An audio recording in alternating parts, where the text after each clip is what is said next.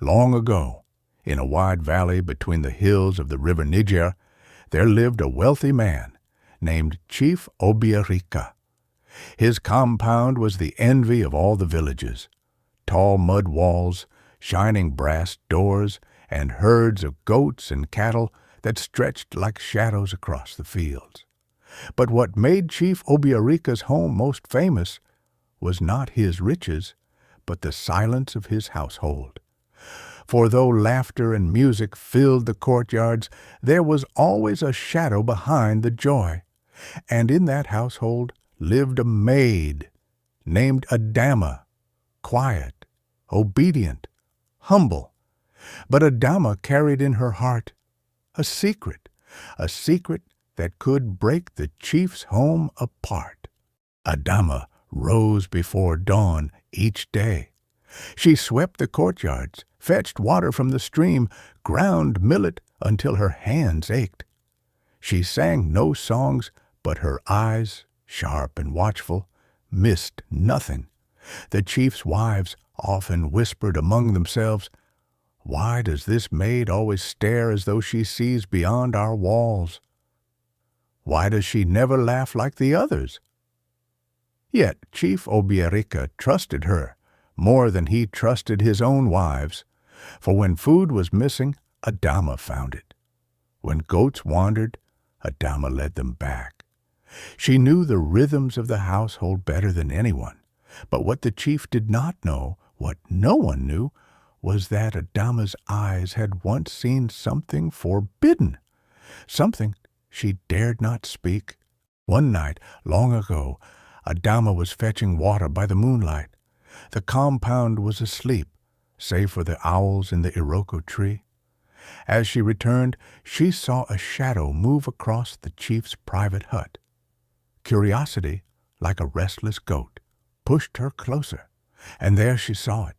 The chief, kneeling before a clay pot, speaking words not meant for human ears, his hands dripping with palm oil and feathers, his lips whispering to a dark presence that flickered in the firelight. Adama gasped softly, but too late. The chief turned. Their eyes met.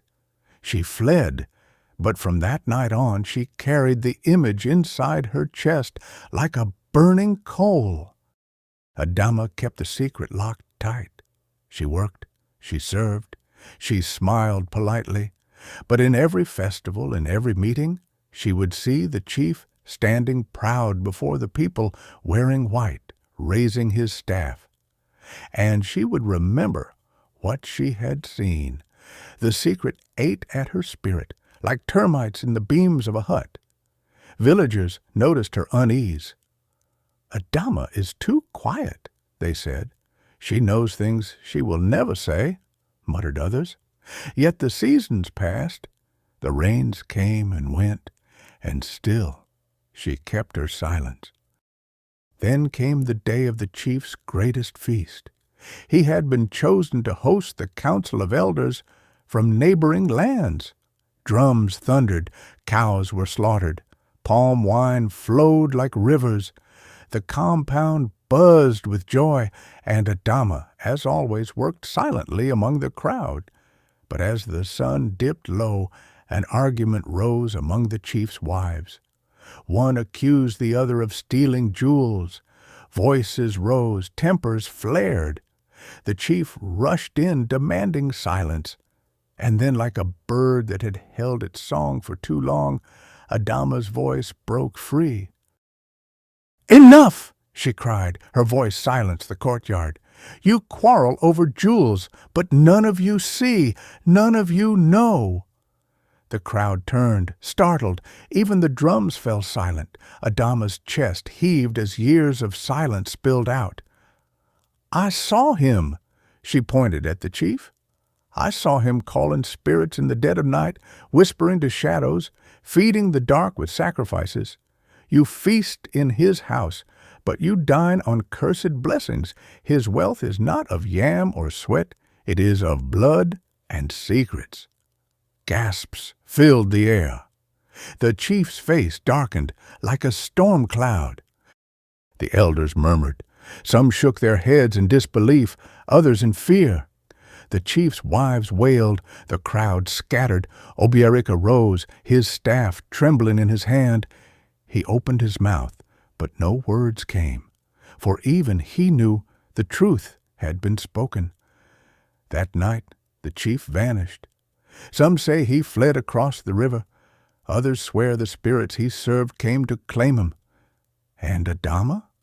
She left the compound, walking alone into the night, her secret now a burden shared with the world.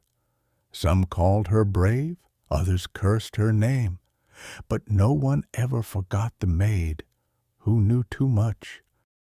My children, listen well. The walls of a great man's house may be tall, his riches heavy as iron, but secrets, no matter how hidden, will always find a voice. And sometimes it is the lowliest tongue that speaks the loudest truth. Moral of the story: a secret kept too long is like fire hidden in dry grass. It will one day consume everything around it.